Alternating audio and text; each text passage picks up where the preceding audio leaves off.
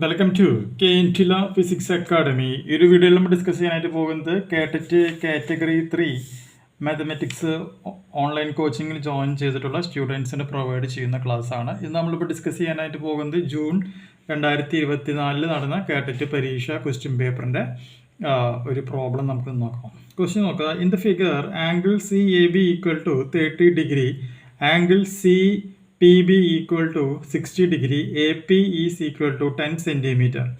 Area of the rectangle ABCD is dash square centimeter എന്നാണ് നമ്മുടെ ക്വസ്റ്റ്യനിൽ തന്നിട്ടുള്ളത് അല്ലേ. അപ്പോൾ നമുക്ക് ഈ പ്രോബ്ലം അനുസരിച്ചിട്ട് നമുക്ക് എന്ത് ചെയ്യാം, കൺസിഡർ ട്രയാങ്കിൾ ABC നമ്മൾ നോക്കുകയാണ്. അപ്പോൾ ട്രയാങ്കിൾ ABC എടുത്തതിന് ശേഷം അവിടെ നമ്മൾ എന്ത് ചെയ്യുന്നു, ടാൻ തീറ്റ കാണുകയാണ്. അവിടുത്തെ ആംഗിൾ 30 ഡിഗ്രിയാണ്. So tan 30 degree is equal to BC divided by AB. So BC divided by AB എന്ന് പറഞ്ഞാൽ AP പ്ലസ് എന്താണ് PB ആണ്. അത് APയുടെ വാല്യൂ എന്ന് പറയുന്നത് 10 സെൻറ്റിമീറ്റർ ആണ്.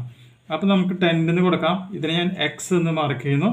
അപ്പോൾ 10 പ്ലസ് X എന്ന് നമുക്കിവിടെ മാർക്ക് ചെയ്യുവാനായിട്ട് സാധിക്കും. ടാൻ 30 എന്ന് പറഞ്ഞാൽ എത്രയാണ്? ടാൻ 30 നമുക്കറിയാവുന്ന കേസാണ്. ടാൻ 30 നമ്മൾ ഫുൾ സെറ്റപ്പിൽ നമുക്കറിയാം 1/√3 ആണ് എന്നുള്ളത് നമുക്കറിയാവുന്ന കാര്യമാണ് അല്ലേ. So 1/√3 is equal to BC divided by 10 plus X.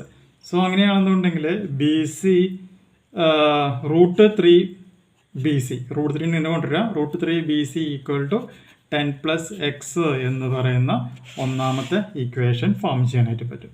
ഇനി കൺസിഡർ ട്രയാങ്കിൾ PBC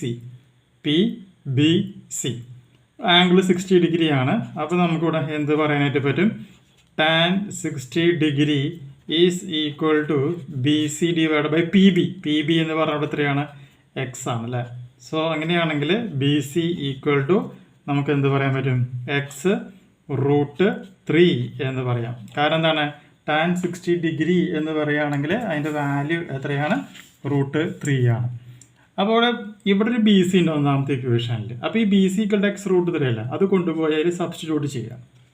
അപ്പോൾ put equation number 2 in equation number 1.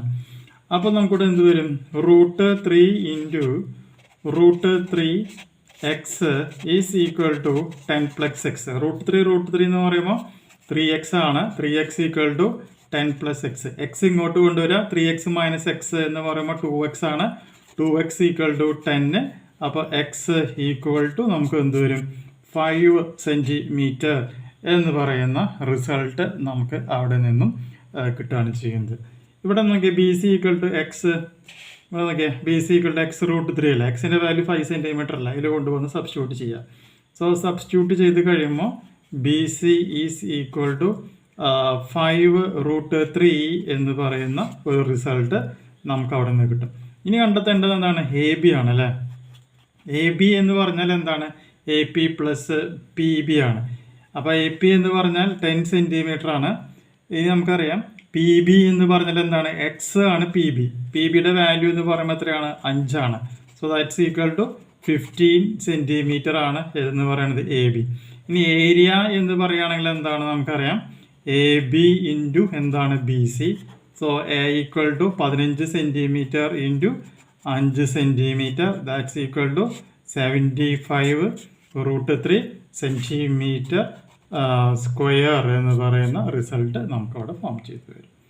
Problem ചെയ്യാം. അടുത്ത വീഡിയോയിൽ നമുക്ക് മറ്റൊരു ന്യൂമറിക്കൽ പ്രോബ്ലം ഡിസ്കസ് ചെയ്യാം.